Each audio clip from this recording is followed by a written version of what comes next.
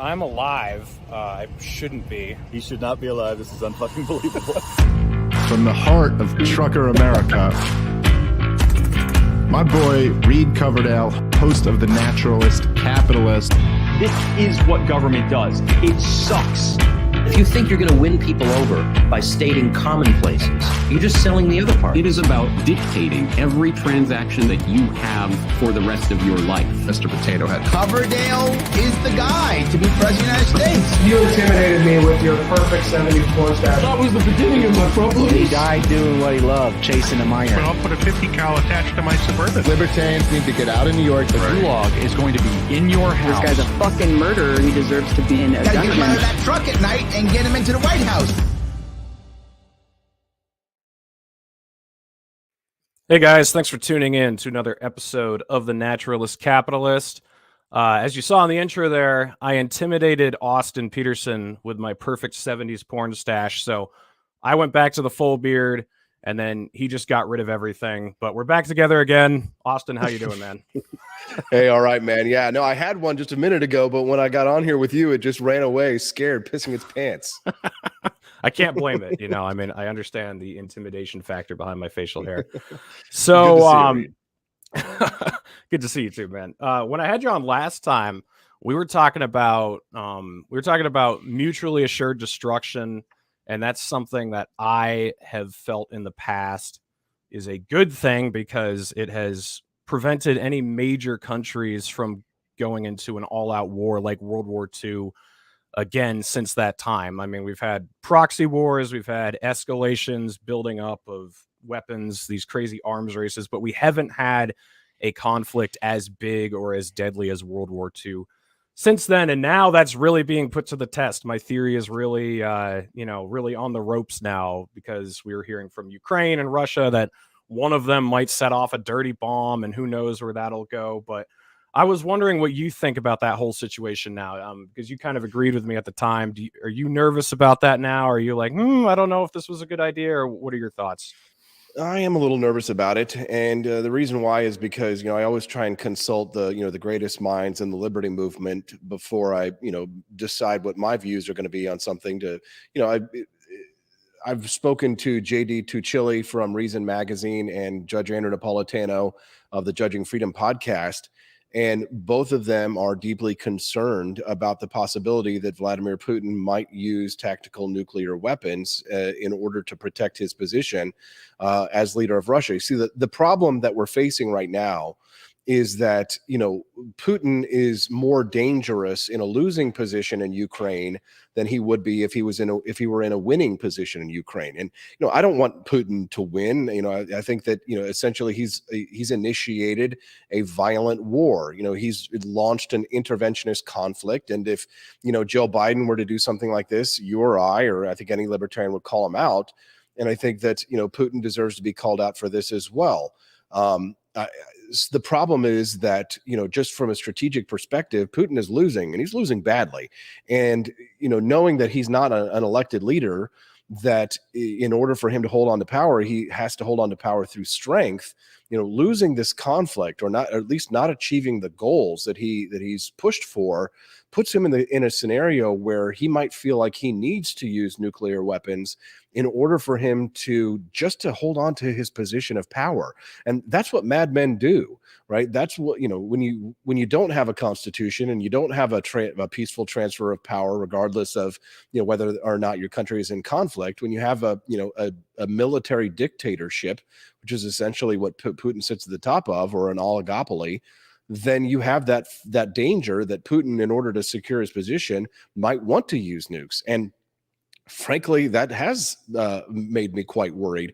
When you have cool heads like in the liberty movement, not the hot heads, not the the people who are out there who are just trying to get clicks online or just generate controversy. When you have the cooler heads like JD Tuccilli and Judge Napolitano talking about where to get these radioactive thyroid tablets to iodine tablets to protect your thyroid in the case of a nuclear strike, then you have to start actually worrying. So, I actually have done a little bit of prepping in the last couple of months for this reason, just in case of danger. And I recommend other people do the same because knowing that Putin is losing right now, I think it is possible that he does go for the nuke button in order to protect his position. Again, not because he can't achieve his strategic goals from a traditional military action. I'm worried that he might actually do something in order to protect himself, and I'm not quite sure what the solution is to that. So, from the perspective of the U.S. government, what do you want President Biden to be doing in this time? What would you like to see Congress be doing in this time?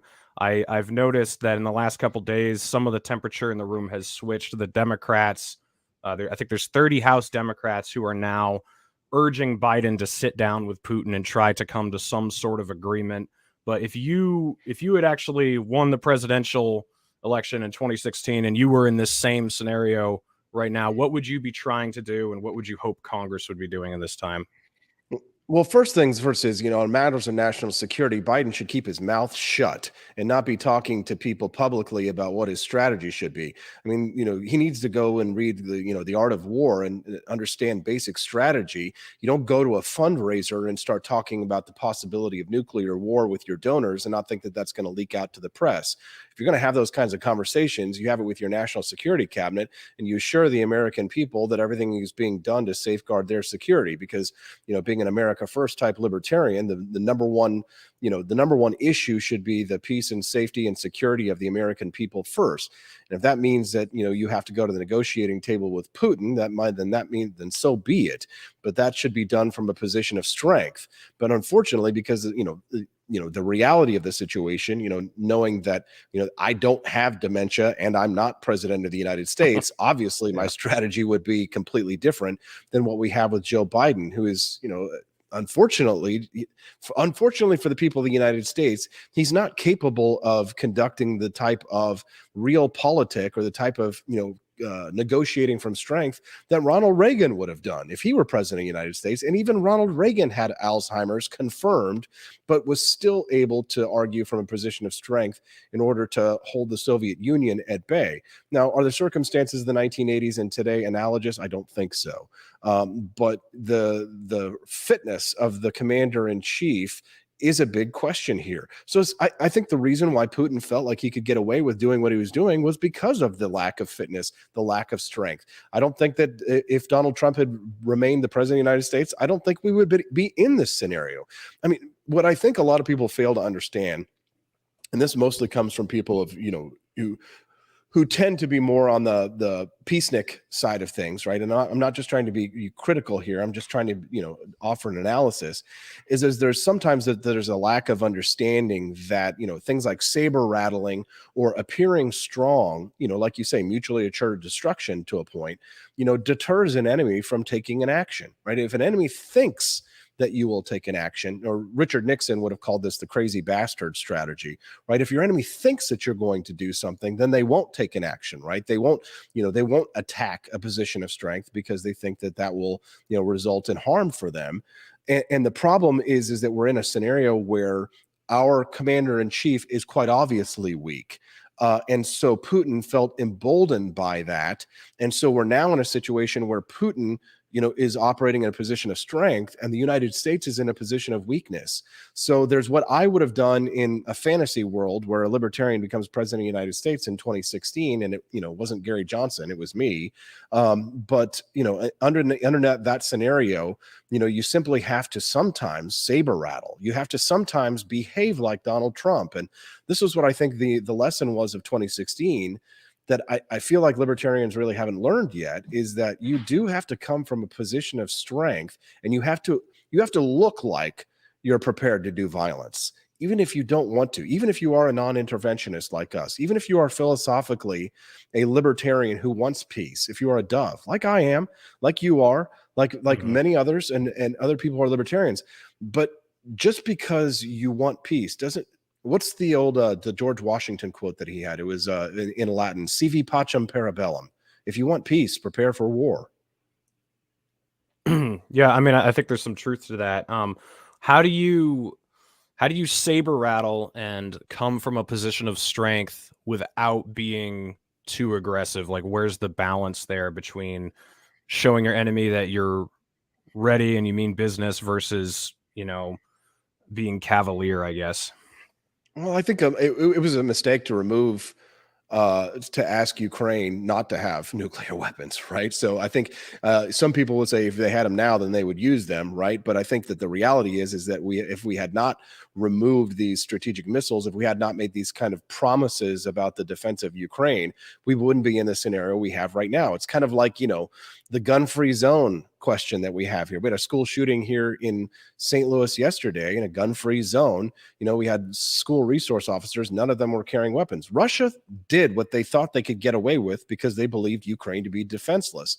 And to a certain degree, they were correct. Now, they made a big error and miscalculation in just how much the international community would react. I mean, we've essentially got a NATO-like response without having a NATO response. I mean, Russian planes are being shot down. The weapons that are being given to Ukrainian soldiers are quite effective.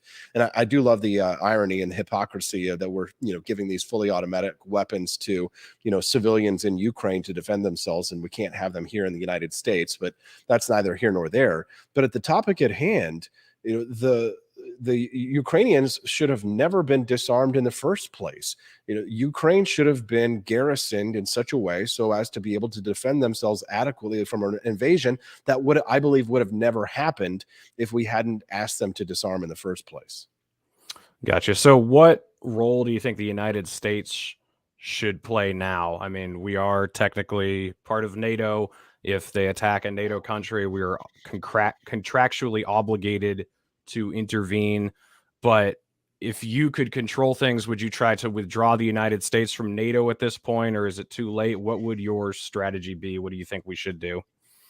I think, in an ideal world where we don't have the threat of Russian and Chinese militarism, I would like to see the United States with reduced obligations overseas. I do think that NATO has served its purpose.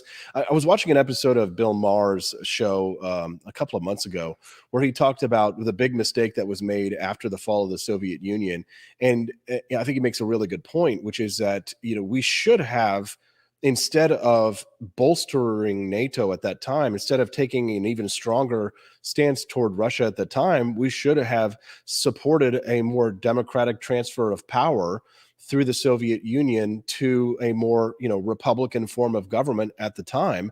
But instead, the United States and NATO took an even more aggressive tone, towards Russia, which led them to be more reactive and to set up the sort of, fascistic or, what you might call imperialistic, state that they have right now. I mean, really, it's a corporatist oligarchy if we're being completely technical about how Russia operates. But I mean, what I don't really like and appreciate, I know this, is going to make me no friends, but I don't believe that there's a moral comparison between the United States and Russia. And the reason why I think that is because despite the fact that, the allegations of the Hillary Clinton body count, the Putin has his opponents killed. Anna Politkovskaya and Alexander Litvinenko, and he is a very dangerous person and someone that absolutely has to be opposed. But Putin could have been avoided in the past. And hindsight is 2020. But I think Bill Maher is right in that we made a mistake in that critical period after the fall of the Soviet Union, that we should have been a part of a reformation process and a transfer to a peaceful Republican form of government of Russia, rather than just to continue to treat them like the Soviet Union. Now, again, that's hindsight being 2020. The situation is what it is right now, and we have to deal with it as it is. Very simply, we probably ought to listen to what Elon Musk is saying, what he's talking about, and peace doesn't come necessarily on terms of total surrender and complete subjugation. Not every conflict is World War II, right? Not every conflict has to end with the signing of the document on the USS Missouri and the conflict with a mushroom cloud and a signing of a peace and total surrender. It's not, again, not everything is World War II. The problem is that, Western culture is so obsessed with this conflict, and so is Eastern culture. I mean, Russia still calls it the Great Patriotic War, that everybody sees everything in these terms. But this modern conflict is not World War II. So between Russia and Ukraine, what are our options? Well, there's going to have to be some concessions given on both sides in order for, and this is again something that I know our libertarian friends don't like, but there has to be a compromise made. Somebody's going to have to give up something. Each side are going to have to cede something in order for us to have peace, unless you want it to escalate, in which case really what you're advocating for is more destruction, more death, and more killing. But if you want to reduce conflict, if you want to de-escalate, then we're going to have to talk about what either side needs to concede. So last question on Ukraine. Do you think the United States holds a large part of the responsibility for leading to this position in the first place? You've laid out some of it, what we could have done in the past.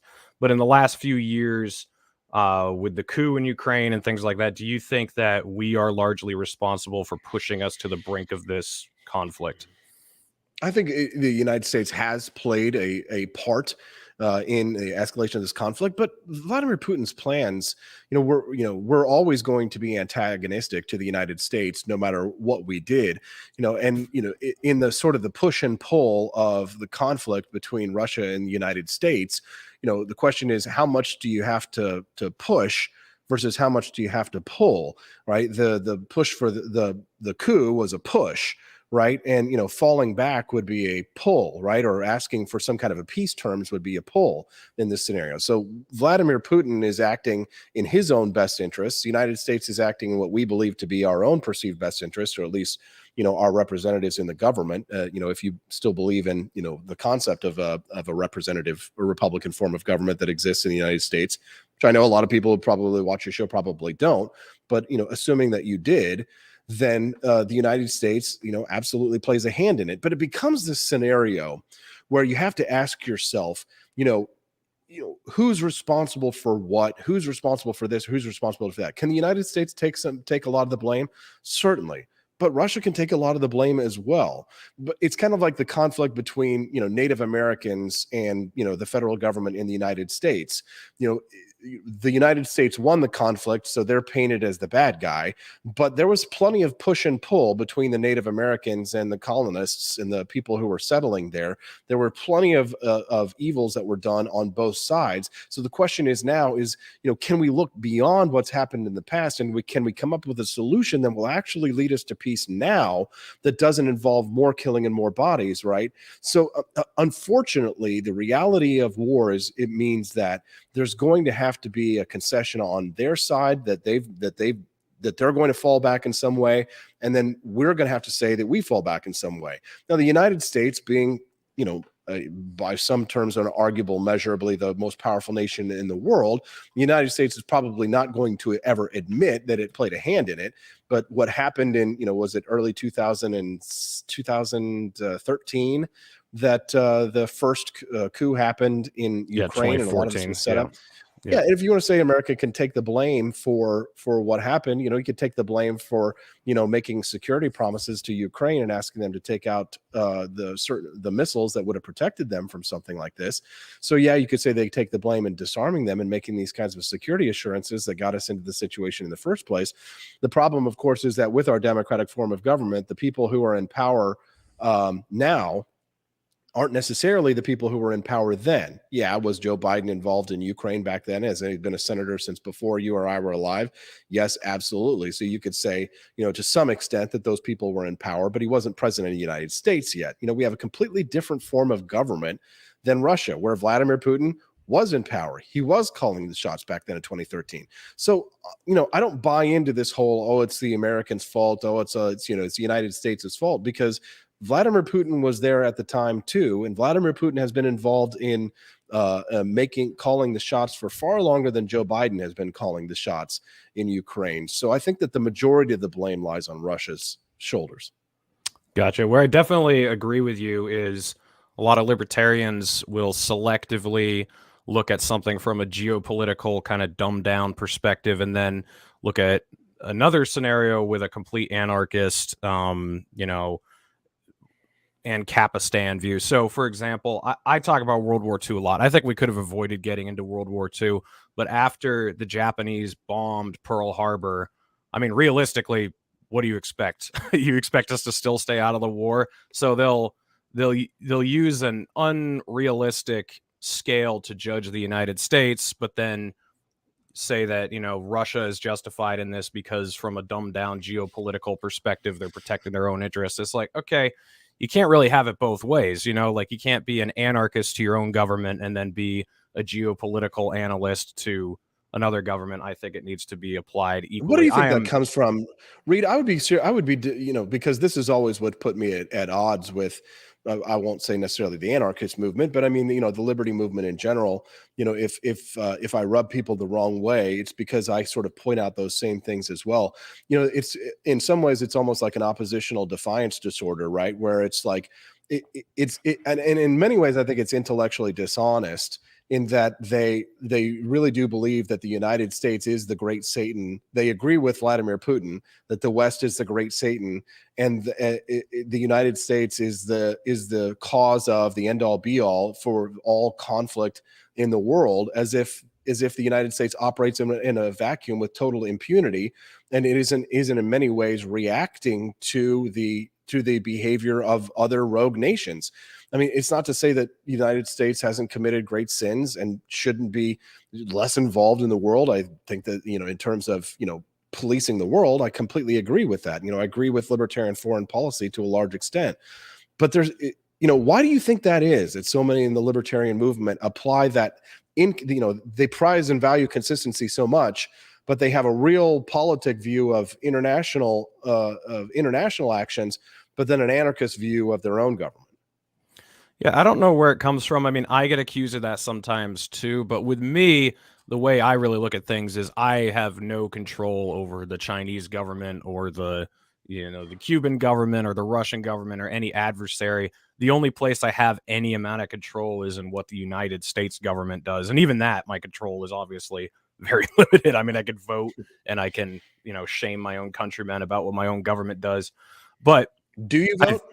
What's that? I do vote. Yeah. You vote. Wow. Yeah, I know. I'm a statist bootlicking cuck. I actually voted in a Republican primary a couple months ago, so I'm really a fucking wow, dude. That's yeah. Welcome to the GOP.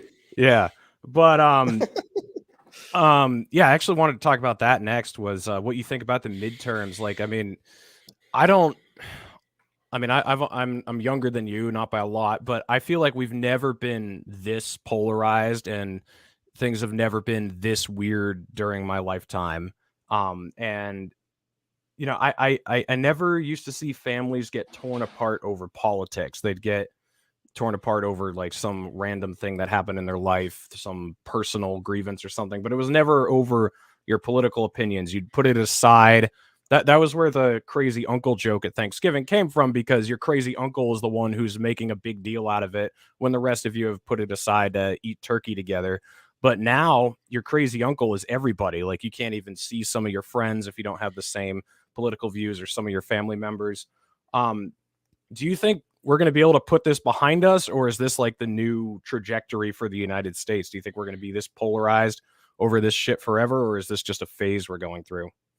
Man, that's a great question, Reed. And we kind of touched on this on my appearance on Timcast last Friday night. I was talking to Tim Pool about the question of the polarization of the people in the United States. And, you know, I asked the question to the roundtable to vote on whether or not you believe that we should have a national divorce. And surprisingly, the only person who thought that we should was Luke Rudkowski, who's kind of like the resident anarchist over there. But Tim Pool didn't think that we should have a national divorce. Ian Crossland didn't think we should have a national divorce. The new producer over there, Serge, said no to a national divorce. And so, you know, knowing that probably the majority of people don't think that we need to break the United States into independent sovereign republics, then you have to ask yourself this question: how do we get along? And how do we kind of go forward working with people? I mean, how do you share a country with people who call you semi-fascist? I read a really great piece the other day about a guy who, you know, he's a writer for, I think, the American Conservative or American Greatness. And, you know, people like neocons and, you know, establishment Republicans and stuff have been calling him a fascist or a Nazi. And then they'll greet him in public like, hey, how's it going? Haven't seen you in a while, and stuff like that. And it's like, dude, why are you talking to me like you haven't been calling me Nazi like online. Yeah. You think this is all a big joke, right? And there is a segment of people in politics for whom this really is just a game, Reed, that they're stoking up this fear and this division and this hatred, and they do this as a game. I mean, think about how many political influencers do you see, right, with their tits hanging out on Instagram, right? Like vote for Donald Trump, and they're pushing their tits out, and it's like, for that, it's a game to them, right? It's about, it's a popularity contest to them. Right. And so for them, it's frivolous. Their engagement in politics and in the media is frivolous, right? It's a campaign for money and fame for them. They care nothing about the ideology or the base principles or the root of what it is that people like yourself and myself are fighting for, right? These are people who will post, a Ludwig von Mises meme that got handed them from whatever think tank or organization, handed to them to post on their Instagram account that day, but they have no idea the deeper concept or principles. And these are people that can easily be led astray. So politics has become sort of a spectator sport to a large degree, and more people are getting involved in it. And politics has become the national pastime. I do tease, my friends who love football about, the sports ball and the bread and circuses of the games and things like that.